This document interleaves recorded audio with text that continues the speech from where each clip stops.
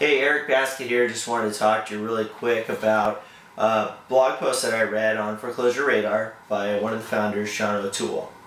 And the blog was titled, Loan Modification Denied, Blessing in Disguise. And I'm just going to read it to you really fast because I think it was pretty interesting. So, in 2004, a Brentwood, California couple purchased a new property from a builder for $690,000 and spent the next few years adding value to the home through interior and exterior improvements. When they later refinanced, the appraisal came in at $1.3 million, almost double the original purchase price.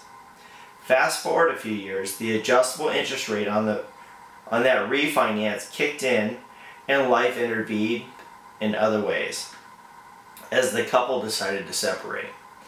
Neither could afford the new loan payments alone, so they did what everyone recommended and called their lender to work out something.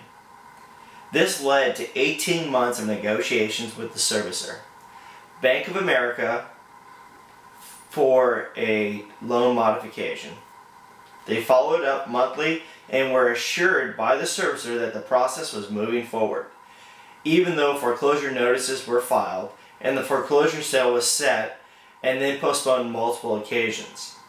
Despite their efforts, the original owners got a phone call from B of A advising them that their home would go to a trustee sale in 10 days. And trustee sale means that's where they sell the property at an auction and you're no longer the owner.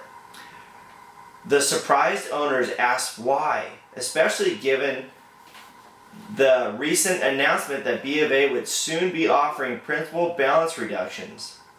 B of A responded that the decision was final, and that even if they qualified for the new program, B of A was no longer going to wait to postpone the sale to even find out if they qualified. The couple's home went to auction and was sold on the courthouse steps 10 days later. That same afternoon, Bank of America called the owners at home in order to update its records on the owner's pending loan modification, completely unaware that the property had actually been sold on the courthouse steps earlier that day. The story reminds me of Peanuts cartoon, where Lucy pulls the football from Charlie Brown as he tries to kick it. Bank of America led the couple to believe that a loan modification was on the way, then suddenly it pulled it out from under them. As a kid, I always felt bad for poor Charlie Brown when Lucy pulled the football. Not this time. Bank of America did these folks a big favor, even if they don't realize it yet. Despite the fact that the loan modification should make sense for all involved, the truth is most loan modifications available today are even worse than the mortgages they were replacing. Despite the recent headlines about new loan modification programs featuring principal balance reductions, a simple look under the covers will reveal these new loan programs still fail to adequately address the core problem, and that is negative equity. Instead, they simply put a band-aid on a fatal wound while telling onlookers everything would be okay. 5 years from now, as those lucky enough to get one of these toxic loan modifications face the payment increases they agreed to, our Brentwood couple will have long since completed their grieving process with worries of negative equity just a distant memory. Let me explain why I think this is so powerful. And that is, it's true. A lot of these modifications are new 30 and 40-year mortgages. Granted, it allows you the luxury of staying in the house and not have to go through the pain of moving. I understand that. But you're living your life now. There is no second chances. If you wait 5 years or 10 years down the road and you're $100,000 upside down, you're going to be $100,000 upside down 5 or 10 years down the road. Chances are.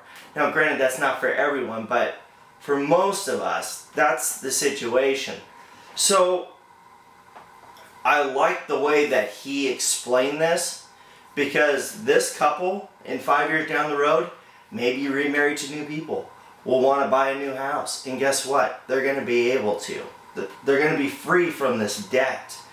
And that's what I'm trying to get across to a lot of people is, I know it's easier, but you can't focus on right now. You need to focus on where are you going, where do you want to be, because the decisions you make today are going to affect your future progress, and that's the whole goal of owning a house someday. You know, having control over your future, not working till you're 80, you know, that's the big thing that I want to get across. So thanks for watching this. Have a great day. If you want to reach me, you can reach me at ericbasket.com or shortsaleInLosAngeles.com.